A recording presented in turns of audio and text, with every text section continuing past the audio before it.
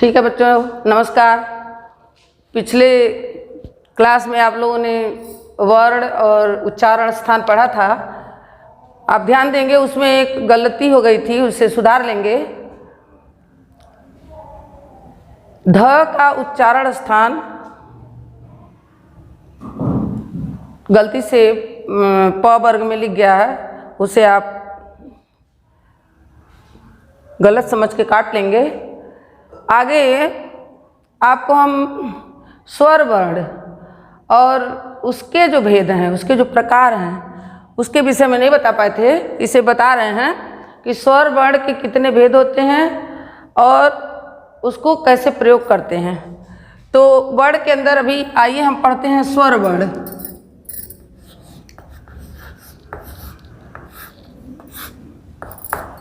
चूँकि बच्चे आप जानते हैं कि यह जो वर्ण या वर्णमाला है, ये बहुत छोटे क्लास से ही आप पढ़ते हैं, तो इसके लिए हमको ये लगता है कि आपको स्वर व्यंजन ये सब पता है। फिर भी इसे एक रिवीजन के तौर पर हम बता रहे हैं कि स्वर का अर्थ आप जानते हैं। स्वर अर्थात ऐसे वर्ण जो बिना किसी वर्ण की सहायता से बोले जाएं।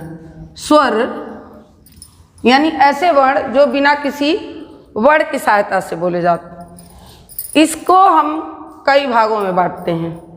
स्वर को एक तो हम उच्चारण के रूप में, पहले हम स्वर को अगर उच्चारण के रूप में बांटते हैं, उच्चारण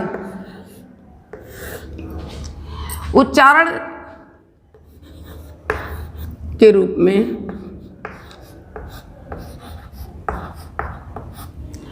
तो हम इसको दो भाग में बांट देते हैं। कितने भाग में? दो भाग में। अब इसका पहला भाग है मूल स्वर।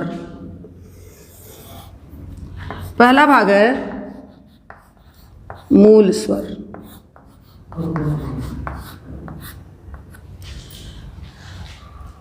बच्चों आप जानते हैं कि जो 13 स्वर हैं उसमें कुछ स्वर ह्रस्व होते हैं, कुछ दीर्घ होते हैं।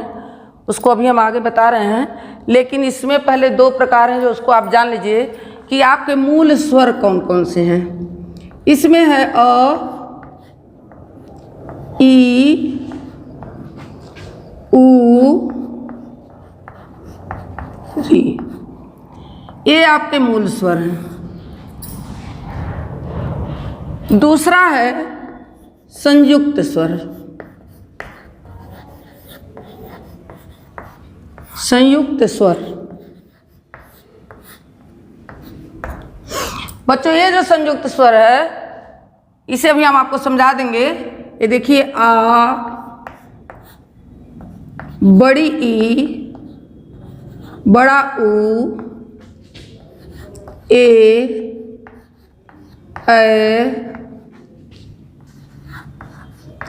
ओ,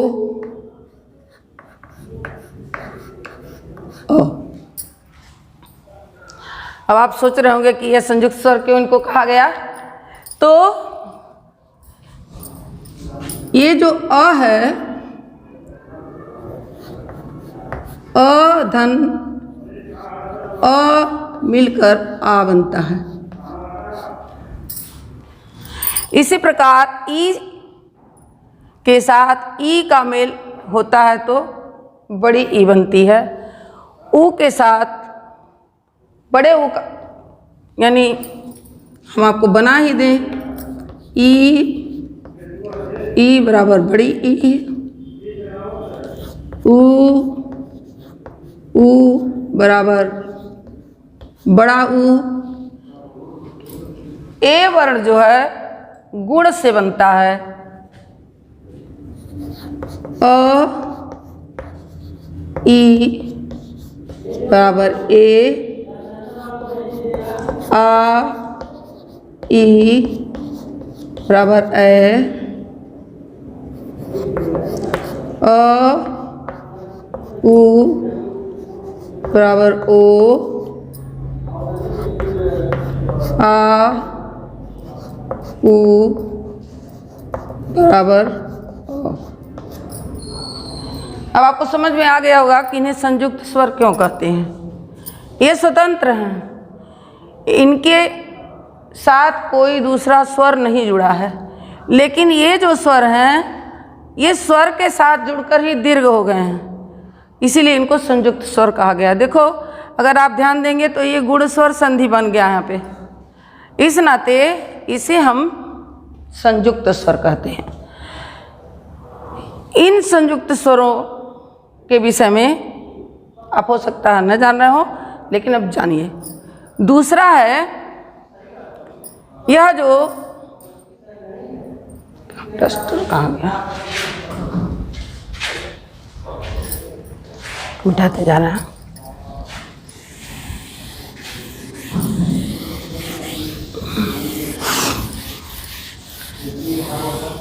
इसके बाद इस स्वर को हम मात्रा के रूप में भी इसका वर्गीकरण करते हैं।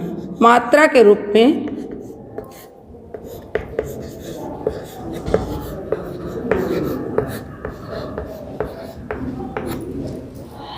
अब मात्रा के रूप में इस स्वर को हम 3 भाग में बांट देते हैं।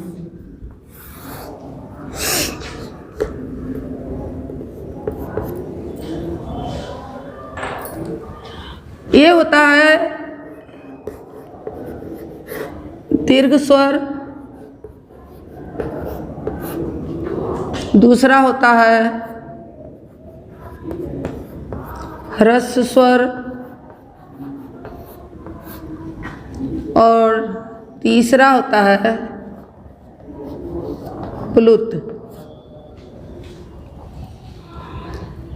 जब आप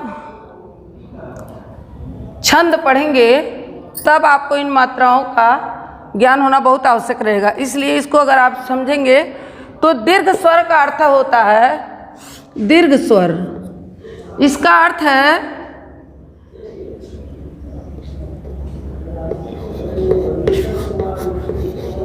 दो मात्रा।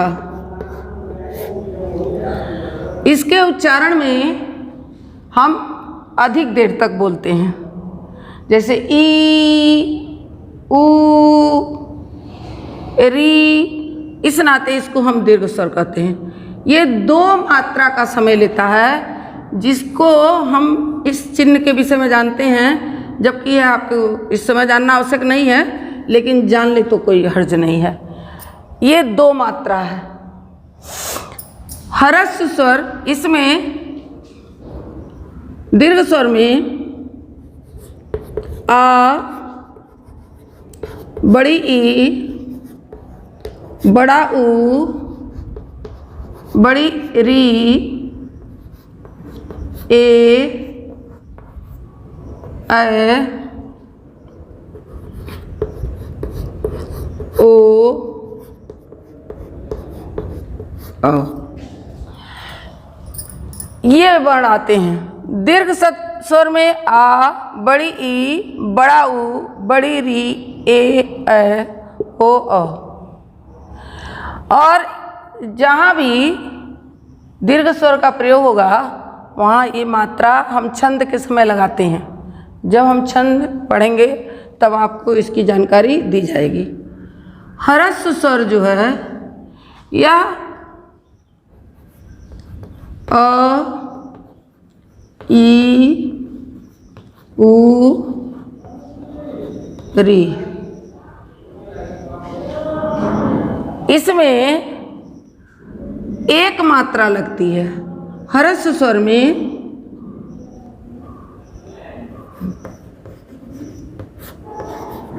एक मात्रा, जिसका चिन्ह ये माना जाता है। ह्रस्व स्वर अ, ई, ऊ, री, इन 4 वर्णों को हम ह्रस्व स्वर के अंतर्गत मानते हैं, और इसमें केवल एक मात्रा का प्रयोग होता है। अब आपको समझ में आ रहा होगा कि दीर्घ स्वर जिसमें 2 मात्राओं का उच्चारण होता हो, ह्रस्व स्वर जो झटके से बोले जाते हैं, जिसमें एक मात्रा का उच्चारण, जैसे इ, उ, इस नाते इसे ह्रस्व स्वर कहा गया। और प्लुत प्लुत का अर्थ है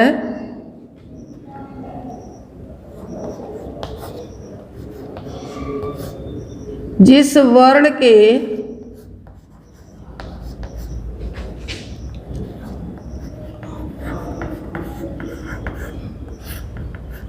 उच्चारण में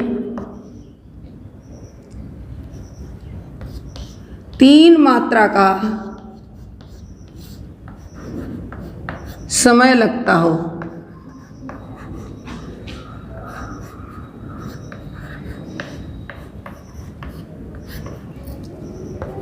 समय लगता है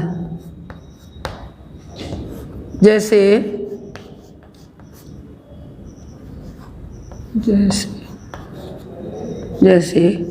ओम।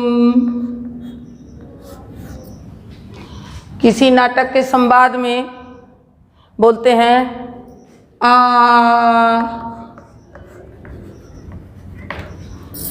किसी गीत के आलाप में उच्चारण करते हैं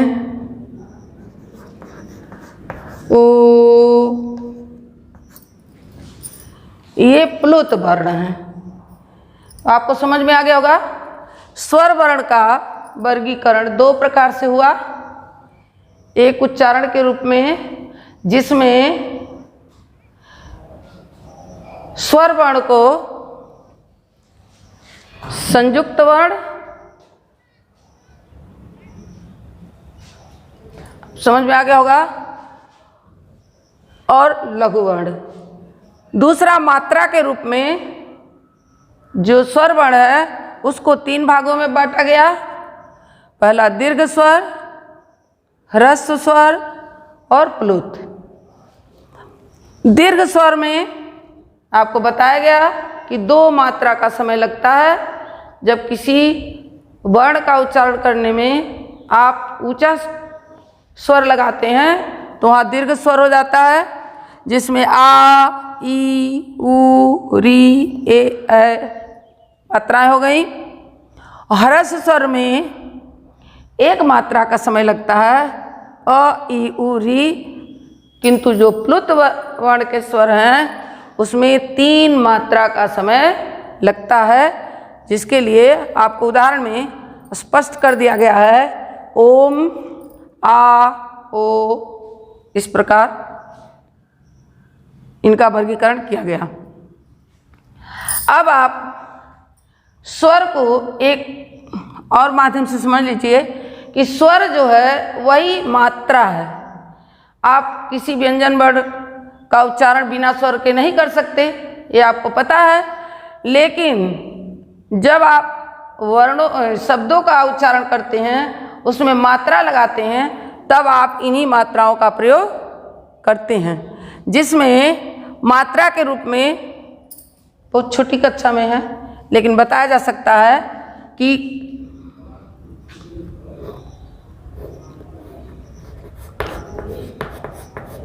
मात्रा की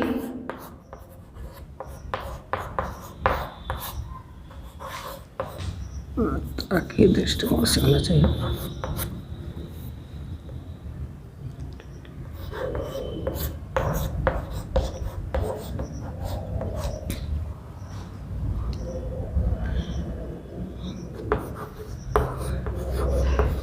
केवल अ का प्रयोग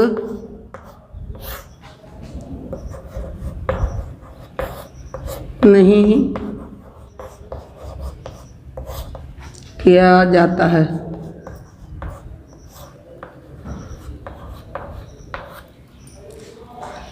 शेष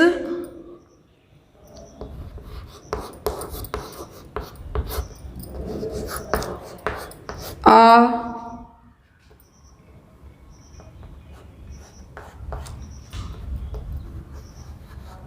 छोटी ई, बड़ी ई,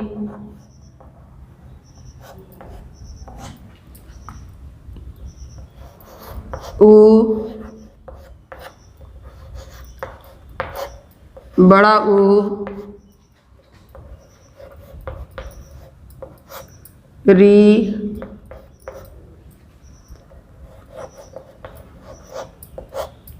बड़ी री,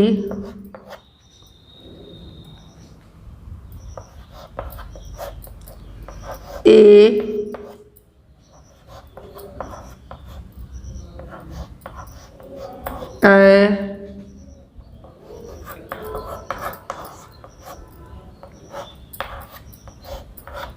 ओ,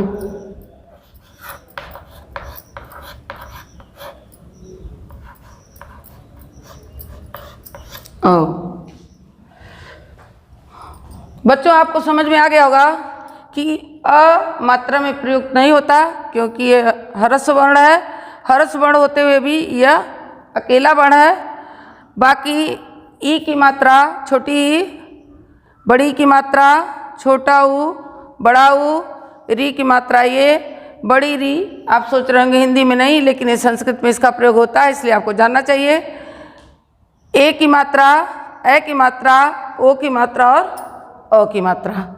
आपको समझ में आ गया होगा कि ये जो स्वर हैं ये मात्रा के रूप में प्रयोग किए जाते हैं। इसके बाद हम आपको वर्णमाला की ओर ले चलते हैं और एक संक्षेप वर्णमाला का वर्णन बताएंगे, वर्णमाला के विषय में बताएंगे, बहुत ज़्यादा नहीं।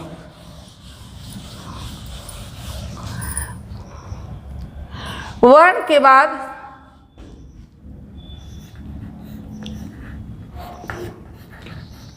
वर्णमाला।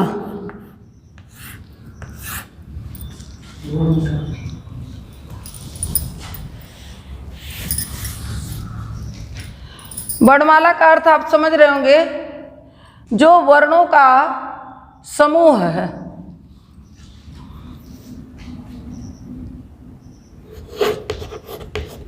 अ से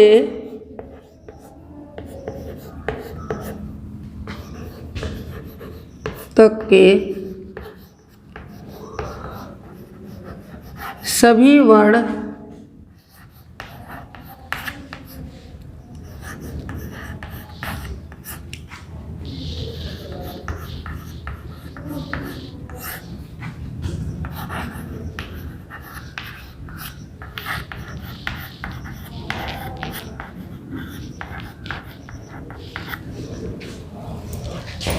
अ से लेके ज्ञ तक के जितने भी वर्ण हैं उन्हीं को हम वर्णमाला कहते हैं, और इंग्लिश में इसी को अल्फ़ाबेट कहते हैं। आपको पता है, इंग्लिश ग्रामर पढ़ रहे हैं। लेकिन ये जो वर्णमाला है इनकी कुल संख्या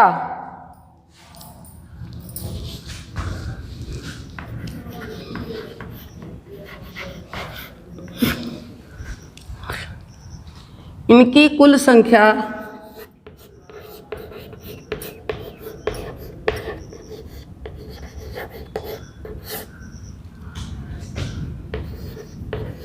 52 मानी गई है।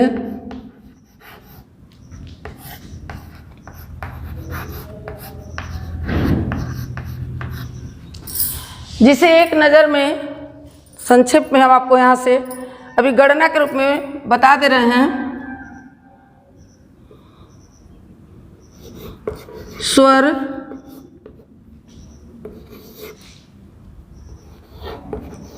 अ से अह तक 13 वर्ण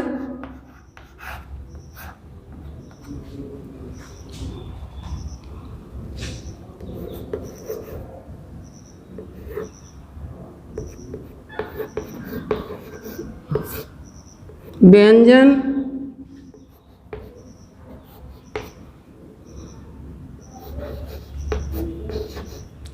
क वर्ग से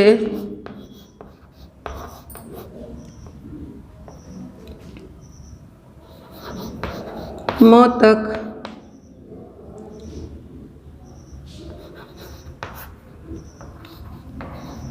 25 वर्ण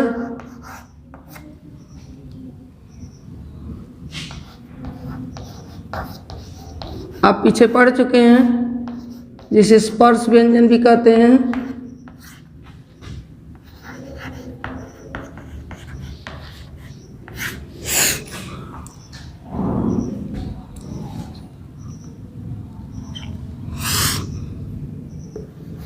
य,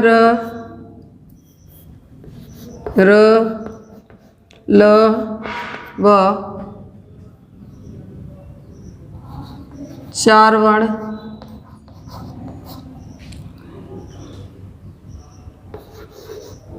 श, ख, स, ह,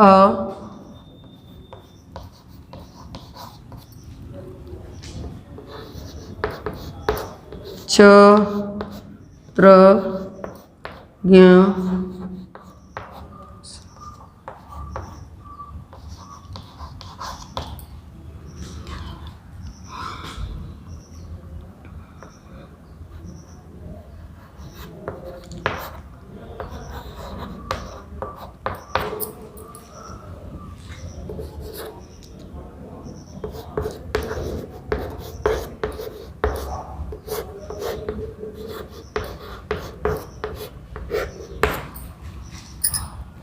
ये 2 वर्ण उच्छिप्त वर्ण कहे जाते हैं, जो व्यंजन वर्ण में बाहर से लिए गए हैं, लेकिन योग में इनको भी लिया जाता है।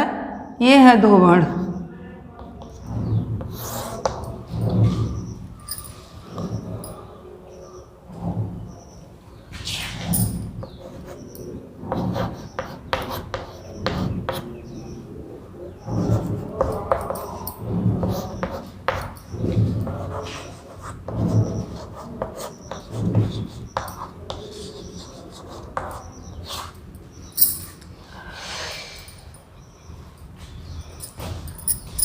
इसमें आपको समझ में आ गया होगा कि ये जो ड़ और ढ, ये 2 वर्ण व्यंजन वर्ण में बाद में लिए गए हैं, जिन्हें उच्छिप्त वर्ण कहते हैं। इनको लेके कुल संख्या 52 है। तो आपको समझ में आ गया होगा बच्चों। इसके बाद हम पढ़ेंगे वर्णमाला के बाद हम आते हैं कि वर्णों की रचना जब हम एक साथ उसे सम्मिलित करते हैं तब वो किस प्रकार मानी जाती है, तो उसे शब्द समझते हैं। तो अगले क्लास में हम आपको शब्द, उसके प्रकार और उसके विषय में बताएंगे। आज इतना ही। धन्यवाद।